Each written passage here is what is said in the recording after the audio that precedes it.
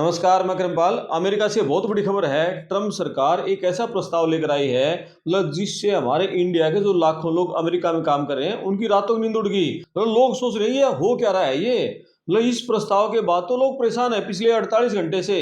और मेरी अमेरिका में एक साथी से बात हो रही थी, वो भी बोला भाई इस ट्रम्प को तो इंडिया से कुछ खास दिक्कत है। अब क्या है प्रस्ताव में ये है कि यदि अमेरिका में किसी बंदे की नौकरी चली जाएगी ना, उसको तुरंत अमेरिका छोड़ना पड़ेगा, उसको 60 दिन का ग्रेस पीरियड नहीं मिलेगा। और हमारे इंडिया के तो लाखों लोग वहां नौकरी कर रहे हैं, यानी बंदे की नौकरी चलेगी तो तुरंत अमेरिका से बाहर निकाल दो यदि उसको ग्रीन कार्ड नहीं मिला है। और लाखों लोग ऐसे हैं जिनको ग्रीन कार्ड नहीं मिला और नौकरी कर रहे हैं। अब मेरी जिस बंदे से बात हो रही थी उसने बताया कि भाई साहब इस ट्रम्प को दिक्कत है। उसने उदाहरण दिए दो तीन, बोले अब अमेरिका हर साल 85,000 वर्क वीजा देता है, उसमें 60 से 65,000 इंडियन को मिलते हैं। तो ट्रम्प को लगा ये इंडिया वाले ज्यादा आ रहे हैं, उसने फीस उठाकर $1 लाख कर दी। फिर उसने देखा कि सबसे ज्यादा जो स्टडी वीजा जारी होते हैं विदेशियों को, वो सारे सबसे ज्यादा इंडिया के आ रहे हैं। उसने स्टडी वीजा इंडिया के बहुत कम कर दिए, ना के बराबर स्टडी वीजा मिल रहे हैं। अब ओपीटी उसको देखा, सबसे ज्यादा ओपीटी इंडियंस को मिल रहे हैं। अब उसने ओपीटी को भी कैंची चला दी। अब जो नया प्रस्ताव आया है, अब डीएचएस ने एक प्रपोजल दे दिया। प्रपोजल ये है कि जो H1B में जो कई वीजा कैटेगरी हैं उन पे जो काम कर रहे हैं अलग अलग वीजा कैटेगरी पे, उनको 60 दिन का जो ग्रेस पीरियड मिलता था उसको खत्म किया जा सकता है। ये बहुत खतरनाक है। यानी आपकी नौकरी गई, तुरंत अमेरिका से बाहर, कोई मोहलत नहीं, कोई एक्स्ट्रा टाइम नहीं। और आप इस खबर की गहराई में जाने से पहले ये भी समझो, ये 60 दिन का जो ग्रेस पीरियड है ना, ये है क्या बोला। देखो जो मौजूदा नियम है ना, उस नियम के तहत अगर कोई बंदा H1B वीजा पे है, L1 वीजा पे है, O1 वीजा पे है, ये सारे मतलब वर्क वीजा हैं। चाहे कंपनियों को छटनी हो जाए, ले ऑफ हो जाए, या वो खुद इस्तीफा दे दे, तो उसको अमेरिका में कानूनी रूप से रहने के लिए 60 दिन का उसको टाइम मिलता है। मतलब ये नियम है जनवरी 2017 से लागू है। 2017 से 10 साल हो गए। और इसका मेन मकसद ये था कि जो हाई टैलेंटेड लोग हैं, जो फॉरेन वर्कर हैं, जैसे इंडिया के जो बड़े बड़े इंजीनियर हैं, डॉक्टर हैं, वो नौकरी जाने के बाद थोड़ा ब्रेदिंग रूम उनको मिल सके, वो 60 दिन के भीतर कोई नया एम्प्लॉयर है उसको ढूंढ ले, और जो वीजा है वो अपना ट्रांसफर करवा सकते हैं, यानी जो अपना इमिग्रेशन स्टेटस है वो बदल सकते हैं, या फिर सम्मान के साथ अपना 60 दिन के अंदर अपना देश लौटना है तो अपने देश लौट सकते हैं। एकदम हड़बड़ाहट में नहीं भी तुरंत एकदम नौकरी गई और कोई ग्रेस पीरियड तुरंत बाहर निकलो। आप अपने कमेंट जरूर करते हैं ना ट्रम्प सरकार के इन जो फैसलों पर, और चैनल को सब्सक्राइब करना मत भूलना, साथ में जो घंटे वाला बटन दबाना ताकि अगली वीडियो का नोटिफिकेशन मिलता रहे। तो जो ग्रेस पीरियड है ना, ये सिर्फ नौकरी ढूंढने के 2 महीने नहीं है। अमेरिका में नया काम तलाशने का मतलब है, मतलब जो कागजी कार्रवाई पेपर डॉक्यूमेंट है वो पूरा करना, और जो ब्यूरोक्रेसी ना उससे भी निपटना। एक नया एम्प्लॉय ढूंढना, मतलब जो वीजा आपका स्पॉन्सर कर दे, या फिर वकीलों के जरिए जो इमिग्रेशन पेपर वर्क है उसको पेपर वर्क फाइल करना, ये इसमें टाइम लगता है बहुत ज्यादा। और 60 दिन उसी प्रक्रिया के लिए एक लाइफ लाइन यानी एक बफर का काम करते थे। लेकिन अब जो ट्रम्प एडमिनिस्ट्रेशन है वो जो सुरक्षित, इसको है ना एक सेफ वॉल कह सकते हैं, सुरक्षित दीवार, उसको सेफ वॉल को गिराने की तैयारी में है। अब सवाल ये उठता है कि आखिर वाशिंगटन में जो ट्रम्प की सरकार बैठी है वो ऐसा क्यों करने लग रही है। मतलब ये मैं आपको बताऊं, ये कोई अचानक भी फैसला नहीं लिया है। ये जो ट्रम्प का मागा प्लान है ये उसी का एक पार्ट है। मतलब जो इमिग्रेशन क्रैकडाउन, यानी अमेरिका के लोगों को जो नौकरियां देने हैं ना, ये उसी का एक पार्ट है। मतलब चुनाव में जो उसने बातें कही थी, जो वादे किए थे, वही सामने आ रहे हैं। ट्रम्प का ये तर्क है कि जो H1B वीजा प्रोग्राम है इसका बहुत बार गलत इस्तेमाल होता है। जो कंपनियां वो इसका फायदा उठाती हैं, कम पैसों में इंडिया से, चाइना से, इन देशों को जो विदेशी एम्प्लॉयर है उनको रखती हैं, और जिससे जो लोकल अमेरिकन वर्कर हैं उनको नौकरियां नहीं मिलती, वो बेरोजगार रहते हैं, और उनको वेतन में कटौती होती है, वो वेतन भी कम मिलता है। अब ट्रम्प प्रशासन ने पहले से जो H1B है उसकी जो हायरिंग है, हायरिंग कॉस्ट बढ़ा दी, और जो एलिजिबिलिटी के नियम हैं वो भी बहुत टाइट कर दिए। मतलब एक ऐसा सिस्टम बनाना ट्रम्प चाह रहे हैं कि जहां सिर्फ बहुत ज्यादा नौकरी पाने वाले जो प्रोफेशनल हैं उनको तनख्वाह मिले, बहुत ज्यादा तनख्वाह पाने वाले को। मतलब यहाँ एक बड़ा विरोधाभास भी है। एक तरफ तो ट्रम्प ये कह रहे हैं कि भाई अपने भाषण में कहते हैं कि मैं उन लोगों का वेलकम करूंगा जो अमेरिका में कानूनी तरक्की चाहते हैं, मेहनत करते हैं, इस देश को टैक्स देते हैं, इस देश की तरक्की में अपना योगदान देते हैं। Always allow people to come in legally, people that will love our country and will work hard to maintain our country. लेकिन दूसरी तरफ है उसकी पॉलिसी देख लो, यानी उसका जो एडमिनिस्ट्रेशन है वो ऐसी ऐसी पॉलिसी बना रहे हैं कि जो लीगल तरीके से आए हुए हैं, जो इंजीनियर हैं, डॉक्टर हैं, वो उनके रास्ते बन रहे हैं। भाई ये तो सारे H1B वाले, O1, L1, ये तो लीगली तरीके से हैं, यानी उनको एक दिन भी मोहलत नहीं दोगे आप नौकरी जाने के बाद। तो ये क्या रवैया है आप लोगों का।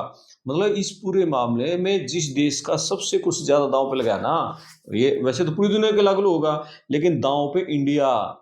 ऑफिशियल डाटा ये कहता है कि जो 2024 का फाइनेंशियल ईयर था, H1B जो पीटीसी ने अप्रूव हुए थे, उनमें से 71% अकेले इंडियन प्रोफेशनल को मिले थे। और इसका मतलब ये है कि जो H1B सिस्टम है उसमें थोड़ा सा भी बदलाव होता है ना, थोड़ा सा भी छोका लगता है, तो उसका सबसे बड़ा झटका है वो इंडियन कम्युनिटी को लगता है, क्योंकि H1B तो सारे हमारे इंडिया के हैं। और बात सिर्फ ऐसे नहीं है कि एक आदमी की नौकरी चलेगी ना भाई, एक पूरी फैमिली भी तो है उसके साथ है, एक पूरी उसके सोशल त्रासदी भी तो उसके साथ आएगी। मतलब एक H1B वर्कर है जो अमेरिका में अकेला नहीं रहता, उसके साथ उसकी पत्नी है, उसके बच्चे भी रहते हैं, पत्नी है तो उसका पति भी है, मतलब वहाँ के जो स्कूल में पढ़ भी रहे हैं, उसने अपना मकान भी लिया है, उसने लोन भी लिया है, ठीक है ना, उसका मोर्गेज है, लीज है, उसने गाड़ी भी खरीदी है, सारा कुछ तो लिया है। उसके परिवार के और मेंबर हैं, उसकी पत्नी कोई H4 डिपेंडेंट वीजा पर भी वहाँ काम करती होगी। अब आप ये सोचो, अगर घर के मेन बंदे की नौकरी अचानक चली जाए और अगले ही दिन पूरे पूरा ये कहा जाए कि आपका लीगल स्टेटस खत्म हो गया है, अब आपके पास ना अपनी कोई कार, अपना घर, अपना बच्चे, स्कूल, सारा कुछ अपना समेटो और सामान को बेचो, अगले 24 से 48 घंटे में सामान समेट के इस देश से बाहर निकलो।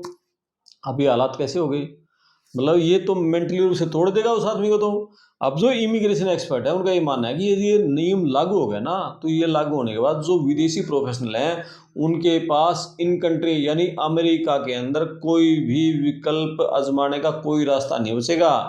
मतलब अगर किसी को नई नौकरी के लिए इंटरव्यू देना है या पेपर का प्रोसेस करना है तो उसको अमेरिका से बाहर जाना होगा। अमेरिका से बाहर जाओ और वहां जाकर प्रोसेस करो। अब आप ये सोचो, कोई इंडिया में बैठकर अमेरिका में तुरंत नौकरी ढूंढना, वहाँ के वीज़ा नियमों को प्रोसेस करना, कितना मतलब फिजिकली कितना व्यवहारिक है, आसान है क्या? बहुत मुश्किल काम है भाई ये। और इसके अलावा जो इसका असर किस पर पड़ेगा, जो एम्प्लॉयर्स की सोच पर भी तो पड़ेगा। एक्सपर्ट ये करें, जो कंपनियां हैं वो जो पहले से जो विदेशी टैलेंट को मतलब हायर करने से अब वो कतराने लगी हैं, जब से ट्रम्प की पॉलिसी आ रही हैं, क्योंकि इसमें बहुत बड़ा खर्च आ रहा है, समय भी लग रहा है, अनसर्टेनिटी भी होती है, क्योंकि किसी अमेरिकी नागरिक को काम पर रखना आसान पड़ेगा और इसको रखना मुश्किल पड़ेगा। अब वो अगले दिन काम तो शुरू कर देगा, लेकिन ये विदेशी नागरिक है, उसके लिए पेपर वर्क करना है, उसके लिए ग्रीन कार्ड का लंबा इंतजार करना पड़ता है। अब अगर ये नया नियम आता है तो कंपनियों के लिए जोखिम भी बढ़ जाएगा। हमारे इंडिया के लोगों की तो नौकरी जाएंगी, कंपनियों का जोखिम भी बढ़ेगा, क्योंकि वो फॉरेन नेशनल हैं, उनको नौकरी देने में और ज़्यादा हिचकिचाएंगी, नौकरियां नहीं देंगी। और इससे जो अमेरिका के टेक सेक्टर है, मेडिकल सेक्टर है, उसको भी बहुत भारी नुकसान होगा, सिर्फ हमारे लोगों को ही नहीं होगा। मतलब ये जो सेक्टर है, ये इंडियंस का योगदान बहुत महत्वपूर्ण है वहाँ के मेडिकल सेक्टर में, टेक सेक्टर में। लेकिन यहाँ एक बात है, अभी किसी को डरने की जरूरत नहीं है, अमेरिका छोड़ने की जरूरत नहीं है। अभी एक प्रपोजल है, प्रस्ताव है, ये कोई अंतिम कानून नहीं है, कोई नियम नहीं बना अभी। अभी तो ये जो प्रपोजल है व्हाइट हाउस के जो रेगुलेटरी ऑफिस है वहाँ जाएगा, फिर office of management and budget है उसके पास जाएगा, वहाँ इसको रिव्यू किया जाएगा, और जब वहाँ से क्लियर होगा फिर ये फेडरल रजिस्टर में पब्लिश किया जाएगा। और इसके बाद 30 या 60 दिन के अंदर ये कंपलसरी पब्लिक कमेंट पीरियड होगा, मतलब जहाँ आम लोग हैं, अपनी जो टेक कंपनियां हैं, जो इंडस्ट्रीज हैं, जो और लोग हैं, वो अपनी जो आपत्ति हैं वो इस पर दर्ज करवा देंगे। और इसके बाद जो DHS डिपार्टमेंट है वो सारी आपत्तियों देखे फिर वो फाइनल करेगा, मतलब उससे पहले फाइनल करेगा। अभी इस प्रोसेस में कई महीना टाइम लगेगा। और एक्सपर्ट का ये कहना है कि इस नियम को कोर्ट में भी चुनौती मिल सकती है, कोर्ट में चुनौती मिलेगी इसको, और मिलनी है इसको। तो मतलब ये बहुत कानूनी लंबी लड़ाई अभी दिखेगी। इसलिए जो लोग अभी अमेरिका में H1B वीजा पर हैं उनके लिए जो 60 दिन का ग्रेस पीरियड है, अभी वो प्रोविजन आज लागू है और पूरी तरह से सुरक्षित है, उनको 60 दिन का पीरियड मिलता रहेगा।